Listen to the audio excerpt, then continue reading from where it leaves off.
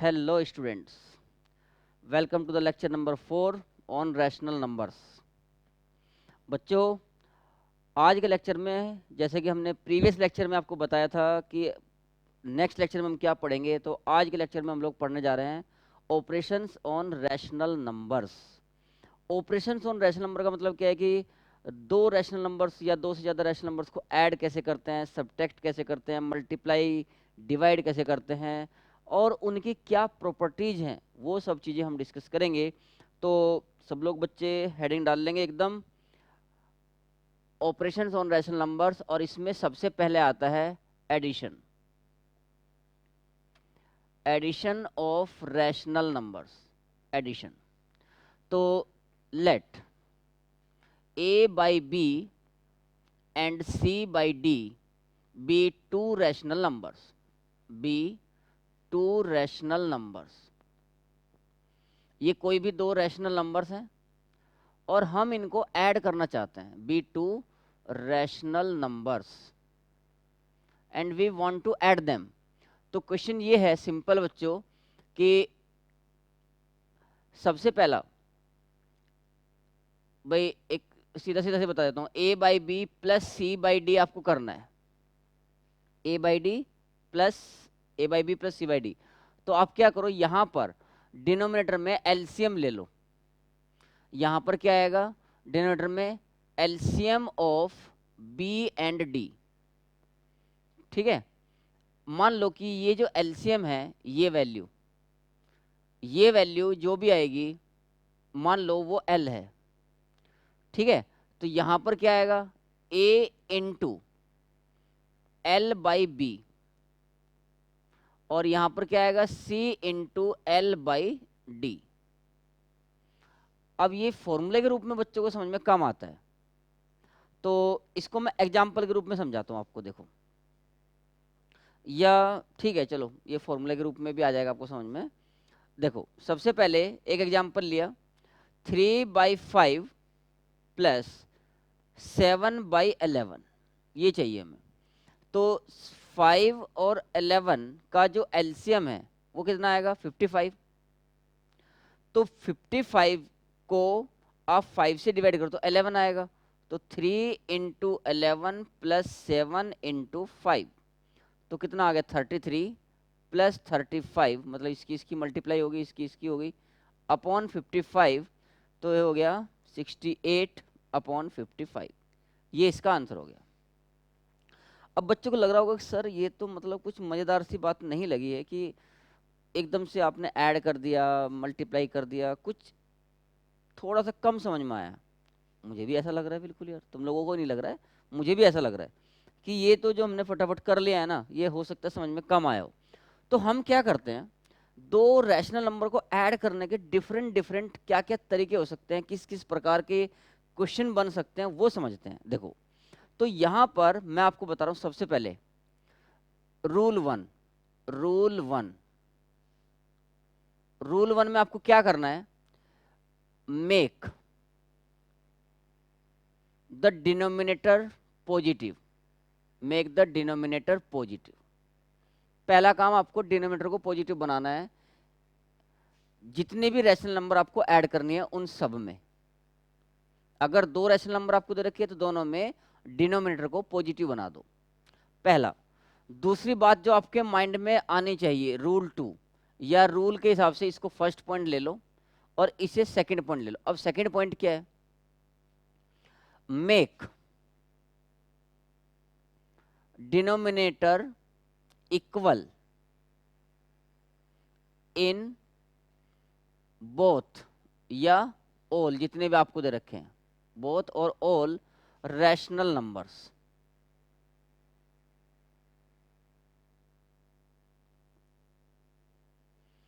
और जब आप ये काम कर लो, देन ऐड अकॉर्डिंगली. ऐड मतलब जो डिनोमिनेटर है वो तो सेम रहेगा, ऐड न्यूमरेटर्स. अब इस बात का मीनिंग क्या है, इसको समझने के लिए क्या कोई हम एग्जांपल ले सकते हैं, तो बिल्कुल ले सकते हैं. देखो, अभी हम ये एग्जांपल लेंगे भी, और इसमें हम ये पूरा का पूरा रूल अप्लाई करेंगे.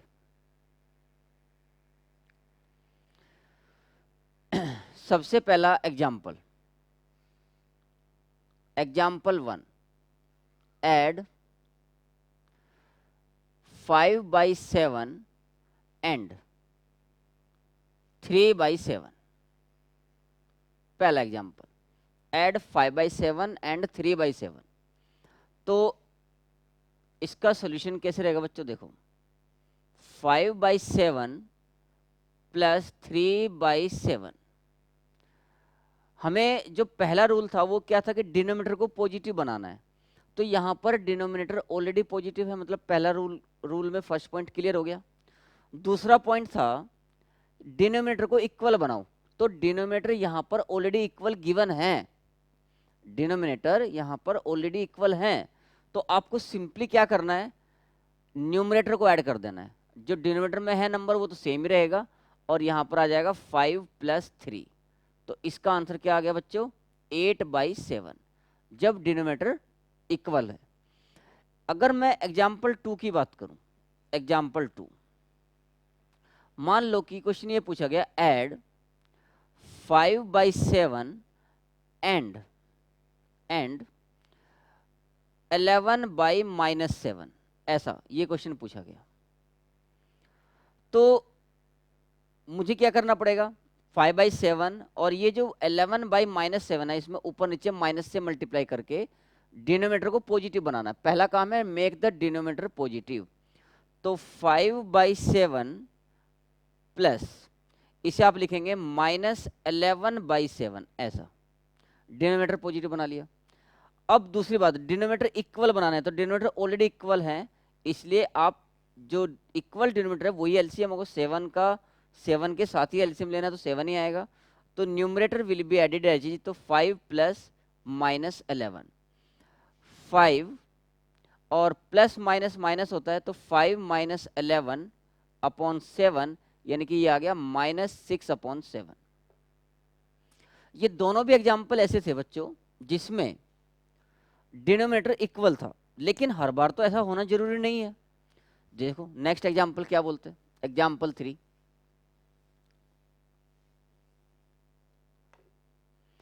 एग्जाम्पल 3, मान लो कि आपको बोला गया ऐड 3/7 एंड 5/14, ऐड 3/7 एंड 5/14। तो सबसे पहला काम क्या करेंगे आप, जो इनके डिनोमिनेटर्स हैं, देखो पहला काम तो डिनोमिनेटर पॉजिटिव बनाओ, तो ऑलरेडी पॉजिटिव ही है, इसलिए इसमें तो कोई प्रॉब्लम नहीं है, पहला पॉइंट तो क्लियर हो गया। Make denominator equal in both the rational numbers. तो डिनोमिनेटर को इक्वल बनाना है, तो LCM of 7 and 14, LCM of 7 and 14 is 14। तो इसलिए जो 3/7 है, 3/7 को आप ऐसे लिख सकते हो 3/7 इंटू, जब आप 7 से 14 को डिवाइड करोगे तो 2 आएगा, तो 2/2, यानी कि अल्टीमेटली हमें डिनोमिनेटर 14 बनाना है। तो ये हो गया 6/14, मतलब 3/7 को हम 6/14 लिख सकते हैं। और जो 5/14 है वो तो है ही सेम, तो 3/7 plus 5/14 will be equal to, 3/7 की जगह हम लिख सकते हैं बच्चों 6/14, क्योंकि डिनोमिनेटर सेम बना लिया हमने, प्लस ये 5/14 है ही। तो आप देख सकते हो यहाँ पर एलसीएम क्या आ गया हमारा, 14 आ गया, यानी कि डिनोमिनेटर सेम हो गया। तो न्यूमरेटर के जो वैल्यूज हैं दैट विल बी एडेड, तो 6 + 5, तो ये आ गया 11/14। इस तरीके से आप इनको ऐड कर सकते हो। यहाँ पर जो हमने एग्जाम्पल लिया, इसमें दोनों जगह पे पॉजिटिव डिनोमिनेटर पहले से ही था, दोनों पॉजिटिव रैशनल नंबर्स थे।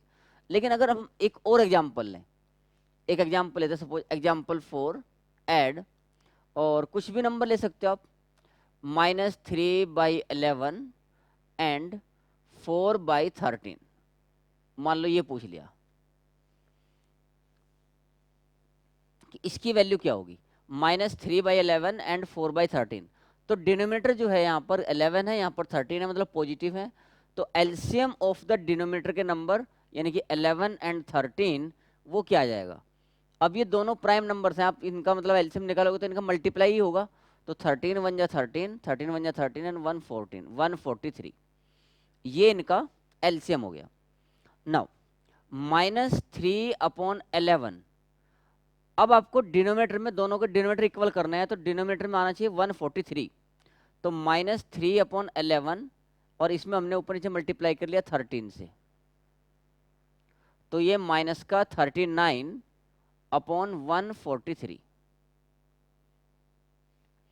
और जो दूसरा नंबर है 4/13, इसको क्या लिख सकते हैं, 4/13 इंटू 11/11, क्योंकि जब आप 13 से डिवाइड करोगे 143 को तो 11 आएगा, तो 11/11 किया तो ये हो गया 44/143। नाउ अब आप इन दोनों को ऐड कर दो, तो -3/11 plus 4/13, this is equal to, -3/11 की वैल्यू है -39/143 प्लस 4/13 की वैल्यू है 44/143। ठीक है, अब आप देख सकते हो दोनों में डिनोमिनेटर इक्वल हो गए हैं, तो डिनोमिनेटर इक्वल हो गए मतलब यही एलसीएम आ गया 143। तो ऊपर जो नंबर्स में जो रिलेशन है ये दोनों ऐड हो जाएंगे, तो -39 और प्लस का 44, तो कितना बच गया बच्चों, 5 बच गया प्लस का, +5/143, तो ये आंसर हो गया। अब जो है बच्चों के मन में एक बात और चल रही होगी, सर ये भी समझ में आ गया, दो पॉजिटिव पॉजिटिव को ऐड कर कैसे करेंगे, एक पॉजिटिव रहा एक नेगेटिव रहा, ये भी हमने एग्जांपल ले लिया, लेकिन अगर दोनों नेगेटिव हो जाए तब क्या करेंगे।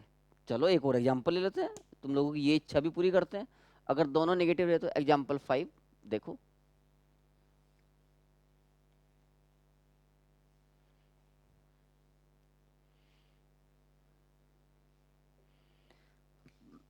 एग्जाम्पल 5, एड -7/13 एंड 5/-17, ऐसा मान लो इन दोनों को ऐड करना है। तो पहला स्टेप तो हमारा ये है बच्चों कि हमें डिनोमिनेटर को पॉजिटिव बनाना है। तो यहाँ तो डिनोमिनेटर पॉजिटिव है, यहाँ पर -17 है, तो माइनस से ऊपर नीचे मल्टीप्लाई करके ये जो नंबर है इसे हम क्या लिख सकते हैं, दिस इज इक्वल टू -5/17। ठीक है, इसमें तो डिनोमिनेटर हमने बना लिया पॉजिटिव। अब दूसरा क्या है, डिनोमिनेटर इक्वल बनाने हैं दोनों रैशनल नंबर्स में, तो LCM of 13 and 17, LCM of 13 and 17 क्या होगा,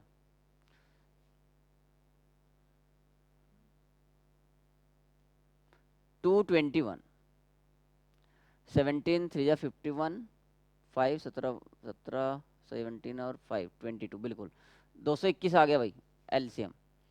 तो -7/13, अब हमारा टारगेट क्या है कि दोनों का डिनोमिनेटर इक्वल करना है। जब हमने कंपैरिजन ऑफ रैशनल नंबर सब पढ़ा था वहां भी हम ऐसे ही करते थे।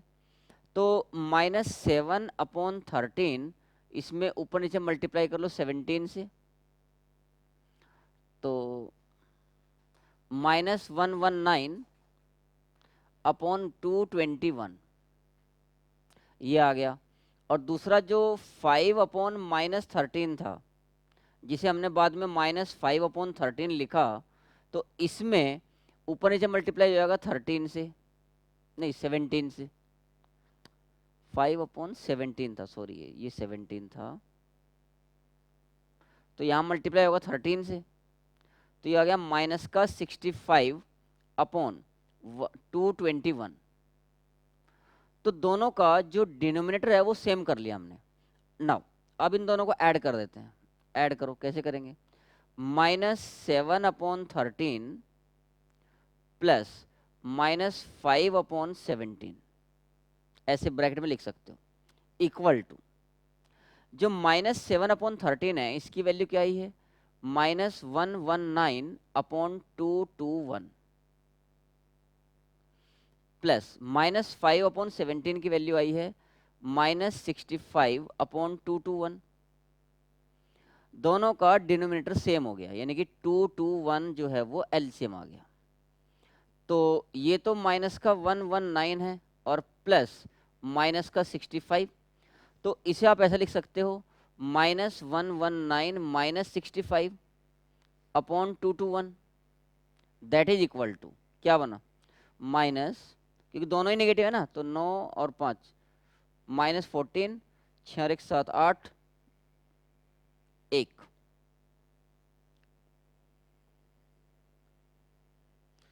बाई 221।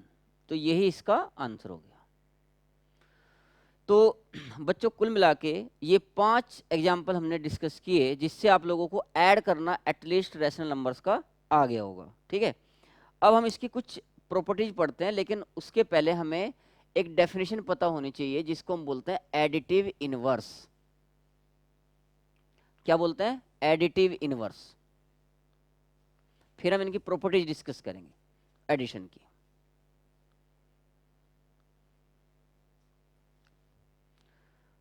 तो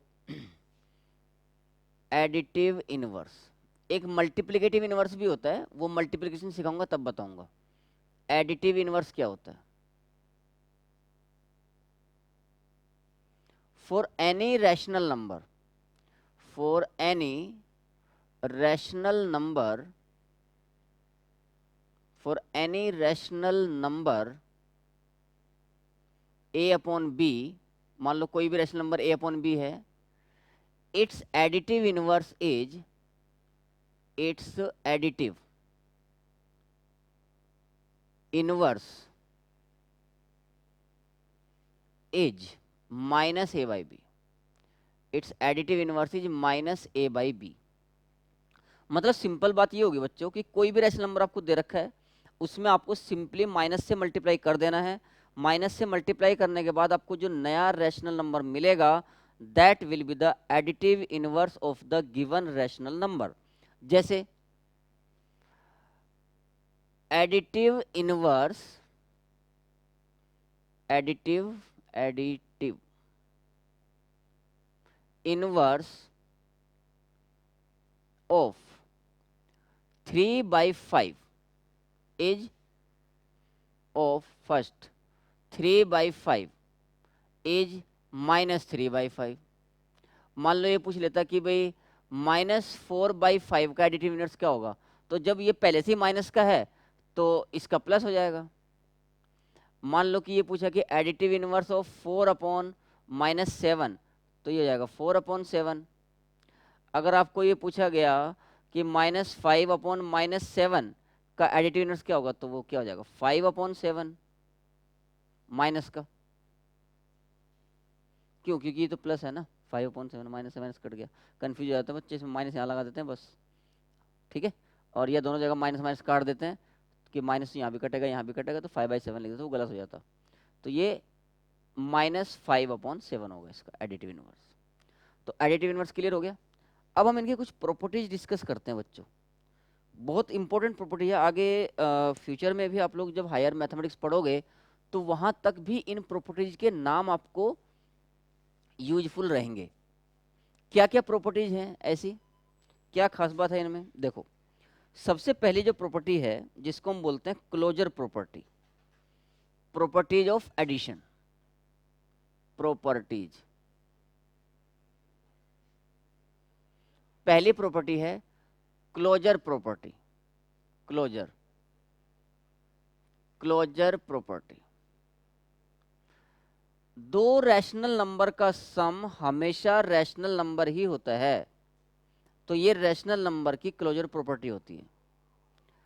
अगर सेम प्रजाति के प्राणी ले रहे हो आप और उसमें एक ऑपरेशन लगाने के बाद उसी प्रजाति का प्राणी मिला तो उसको क्लोजर प्रॉपर्टी बोलते हैं। फिर सुन लो, अगर आपने एक ही प्रजाति से दो प्राणियों को उठाया और उसमें कोई ऑपरेशन लगाया और लगाने के बाद जो नया नंबर मिला, जो प्राणी मिला, वो उसी कैटेगरी का है जिसके वो दो आपने लिए थे, तो उसको बोलते हैं क्लोजर प्रॉपर्टी। जैसे अगर आप कोई भी दो नेचुरल नंबर लो और उनके बीच में ऑपरेशन ले लो प्लस, एडिशन की बात कर रहे हैं, यहाँ भी वहाँ भी एडिशन की बात कर रहे हैं। तो दो नेचुरल नंबर का सम हमेशा एक नेचुरल नंबर होता है, ट्रू। तो वो वहां पर नेचुरल नंबर के अंदर एडिशन क्लोजर प्रॉपर्टी रखता है। दो इंटीजर ले लो, कोई भी दो इंटीजर, उन दोनों इंटीजर्स को आप ऐड करो, चाहे वो पॉजिटिव इंटीजर्स हो चाहे नेगेटिव हो, कोई भी दो इंटीजर ले लो, उनको आप ऐड करो तो आपको हमेशा एक इंटीजर ही मिलेगा। तो इंटीजर के अंदर भी एडिशन क्लोजर प्रॉपर्टी रखता है। इसी तरीके से रैशनल नंबर में भी sum of two rational numbers, sum of two rational numbers, sum of two rational numbers is always rational, is always rational। तो ये जो है ये क्लोजर प्रॉपर्टी कहलाती है। इंटीजर में यही क्लोजर प्रॉपर्टी थी, sum of two integers is integer. Natural number में क्लोजर प्रॉपर्टी क्या थी, sum of two natural numbers is a natural number. ठीक है, तो ये होती है क्लोजर प्रॉपर्टी। दूसरी बात, कॉम्यूटेटिव। कॉम्यूटेटिव, कॉम्यूटेटिव का मतलब होता है बच्चों, अगर आप इसको हिंदी में समझो, कर्म विनिमय, कर्म क्रम, कर्म नहीं क्रम, विनिमय। तो क्रम मतलब होता है ऑर्डर और विनिमय का मतलब होता है चेंज होना। तो जब भी कभी आपके पास ऐसा आए कि भाई आपने पहले यहाँ पर जैसे 2 × 3 लिखा और 3 × 2 लिखा, बराबर आ रहे हैं, तो ये यहाँ पर कॉम्यूटेटिव है, मतलब इनका ऑर्डर चेंज करने से वैल्यू नहीं बदलती। तो कॉम्यूटेटिव प्रॉपर्टी एडिशन में होती है रैशनल नंबर्स में। कैसे, मतलब क्या हुआ कि अगर a/b एक रैशनल नंबर है और दूसरा रैशनल नंबर c/d है, इन दोनों को आप ऐड करो तो a/b plus c/d will be same as कि आप पहले c/d लिख लो और प्लस a/b लिख लो। तो this rule is called commutative law. Commutative, इसको कॉम्यूटेटिव लॉ बोला जाता है।